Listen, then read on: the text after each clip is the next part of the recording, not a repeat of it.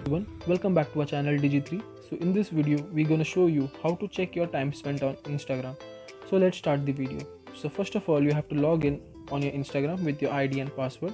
Then you have to come on the profile page, on your main profile page.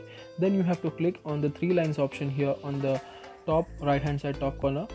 Then you have to click on your activity. Once you click on your activity, here you can see there is two options. One is the links and the second is time. So you have to click on the link on the time section here, and when you click on the time section here, you can see the time spent on Instagram on daily basis. Like on Monday, if I tap on Monday, here you can see that I have spent 26 minutes on Monday on this account. And if I tap on Tuesday, it is showing here that I have spent 33 minutes in this account. So and so on. You can check on each day by tapping on that particular day.